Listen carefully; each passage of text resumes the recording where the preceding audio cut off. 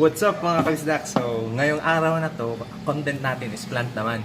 Kasi may in-order ako na caladium bulb from US. So, dumating na siya. May tatlo kong variety ngayon.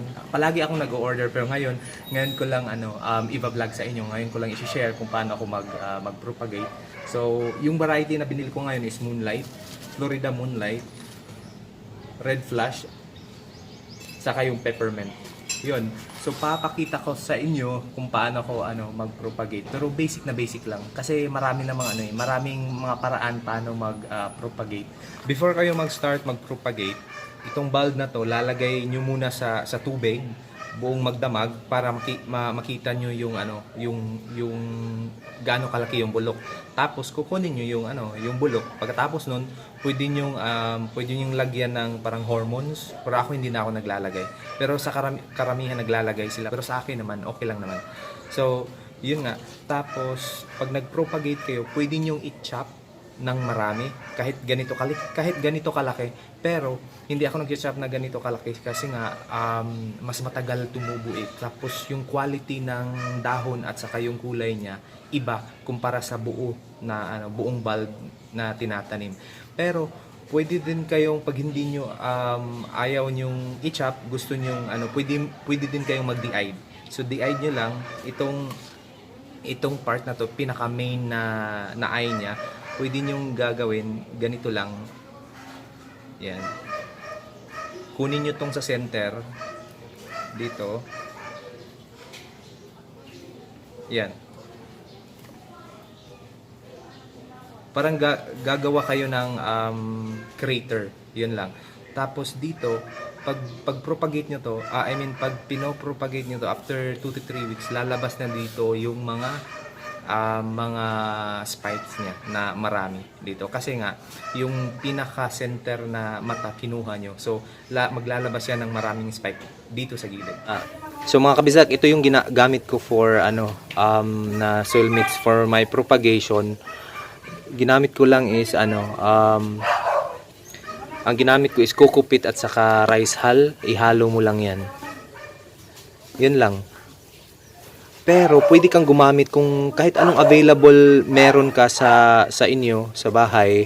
Kasi nga, yung caladium naman, hindi naman yun maselan tutubo naman din yun Yun lang. Tapos, pagkatapos nun, lalagyan nyo ng hot water. Ganun lang siya. Ito yung hot water. Para mamamatay yung mga nakatira dito.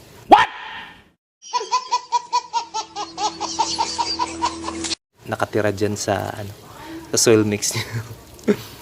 So sterilize niyo lang yan. Tapos papalamigin niyo lang to. After nun pwede niyo nang gamitin for propagation. So mga kabisag, ito na yung na-chop na bulb natin. Isang bulb to dito, hinati ko na 4 na portion. Pero gusto niyo kung gusto niyo mas marami pa ang ma-propagate nyo, pwede nyo tong i-chop pa ng mas maliit pa.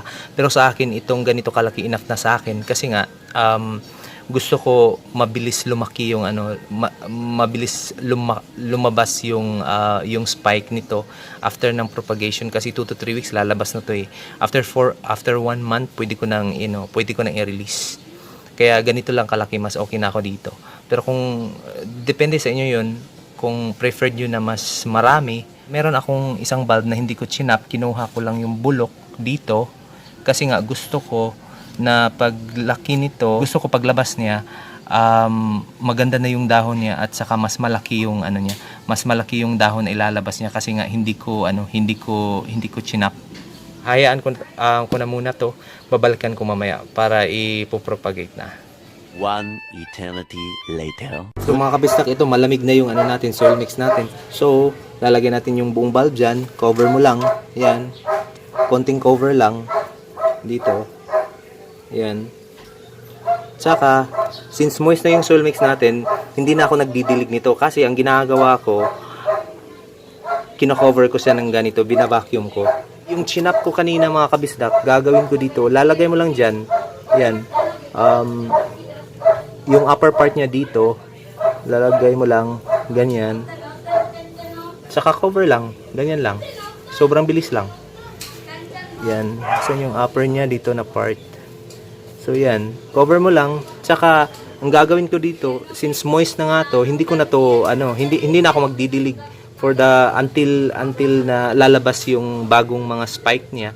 So ang gagawin ko, yun, iba-vacuum ko siya. Gagawin ko, isi-seal ko siya ng packaging tape. Yung clear, hindi yung ibang kulay, yung clear na lang para makapasok pa rin yung light dito. So mga kabisdak, ito na yung natapos natin na yung bulb natin na pinopropagate. Make sure na clear na tape, packaging tape yung ginagamit nyo, or pwede yung gagamitin nyo yung plastic wrap, pwede yung dyan, or pwede kayong yung plastic bag na clear din, pwede din. Mga kabisdak, make sure lang ho na pag after 2 to 3 weeks, re-remove nyo na tong yung vacuum seal, kasi nga lalaki na yung mga spike niya eh.